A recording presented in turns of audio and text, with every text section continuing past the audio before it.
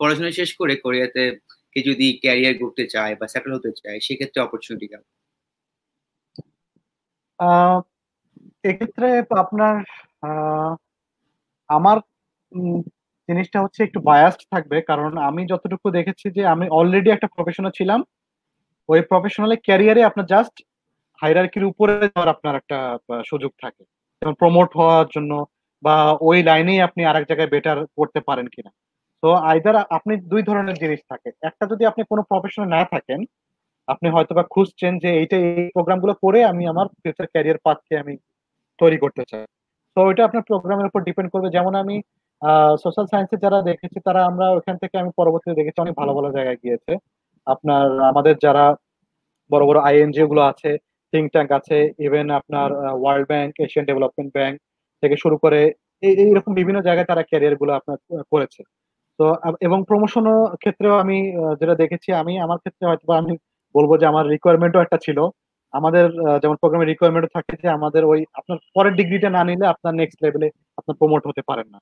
তো যারা একদম নোভিস বা একদম গ্রাজুয়েশন ফ্রেশ গ্রাজুয়েট যারা, তাদের জন্য অনেক ভালো পাথ থাকবে। যেমন আপনি যদি পার্টিকুলারলি গভর্নমেন্ট সার্ভিসের কথা চিন্তা না করেন, কারণ টোটালি ডিফারেন্ট ক্রাইটেরিয়া তখন ভর্তি করানো হয়।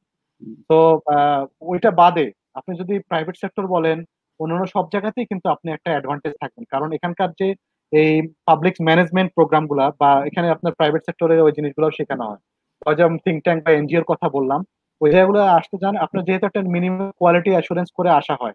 ওই বাকি সব প্রোগ্রাম গুলোতেও, সোলে বলেন বা চংনাম বলেন, ওগুলোতে একটা মিনিমাম কোয়ালিটিতে অ্যাসুর করে আসা হয়। বা আপনি ফার্স্ট হ্যান্ড এক্সপিরিয়েন্স গুলো যদি, যেহেতু প্র্যাকটিক্যাল জিনিসগুলোতে যেহেতু আপনাকে অনেক বেশি এমফাসাইজ করা হয়, যেটা আমাদের দেশে হয়তো বা করা হয় না। আমি যেটা দেখেছি আমাদের প্রোগ্রাম গুলোতে হয়তো বা আপনার ওই লার্নিং পর্যন্ত কিন্তু থেকে যায়, আপনার প্র্যাকটিস করা বা ওই রিসার্চ এন্ড R&Dর জায়গায় কিন্তু আমাদের স্কোপ গুলো খুব কম থাকে। ওখানে কিন্তু অনেক বড় একটা স্কোপ হচ্ছে R&D তে, রিসার্চ এন্ড ডেভেলপমেন্টে, যেহেতু ওদের ইনভেস্টমেন্টও অনেক বেশি। এবং আরেকটা জিনিস হচ্ছে, আপনাকে নট নেসেসারিলি আপনার দেশেই ব্যাক করতে হবে।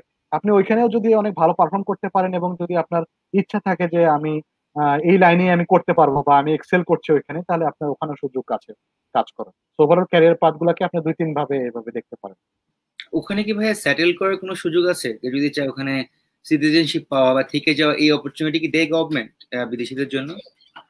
হ্যাঁ, বিদেশিদের জন্য ওই যে তখন ভিসার টাইপটা আপনার চেঞ্জ করতে হয়। হুম। নর্মালি আপনার ভিসা ধরেন যখন স্টুডেন্ট ভিসা যাই আমরা, D2 ভিসা, D3 ভিসা, এগুলো ভিসাতে যাই। কিন্তু ওটা যখন আপনাকে ধরেন কেউ অফার করলো, জব অফার করলো, যেমন আমি আমার এক কলিগকে চিনি, সে কেডিএসপি প্রোগ্রামে গিয়েছিল 3 বছরে। আমারটা তো 1.5 বছরে শেষ হয়ে গেছে, সে 3 বছরে শেষ করলো কেডিআই তে।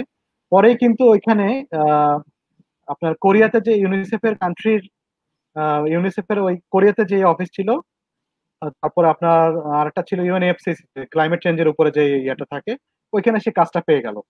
সো কাজ পেয়ে গিয়ে তার তার ওই তখন ভিসার টাইপটা চেঞ্জ করে নিতে হয়েছে, সে কিন্তু ওখানে থাকতে, সো পার্মানেন্টলি না থাকলে প্রাথমিক পর্যায়ে আপনার টেম্পোরারি কিন্তু আপনি ওখানে একটা রেসিডেন্ট ভিসা পেয়ে যাচ্ছেন। আর আমরাও কিন্তু যখন থাকি আমাদেরকে ওই এলিয়েন রেজিস্ট্রেশন কার্ড দেয়, আমাকে এলিয়েন বলে, কিন্তু আমরা কিন্তু তখন টেম্পোরারি রেসিডেন্ট। এবং সুযোগ ওটা আছে আপনার, গভর্নমেন্ট যারা এখানে নিয়ে যায় অনেক ইপিএস প্রোগ্রামে যায়, মানে পার্টিকুলার এমপ্লয়মেন্টের জন্য ওখানে আপনার পার্মানেন্ট থাকতেও পারেন, কাজও করতে পারেন। এই জায়গাগুলো এখন অনেক প্রবলেম হবে। এখন নর্মাল ভিসা পেতেই আমার করে অনেক রেস্ট্রিকশন দিয়েছে কোভিড-19 সিচুয়েশনের কারণে।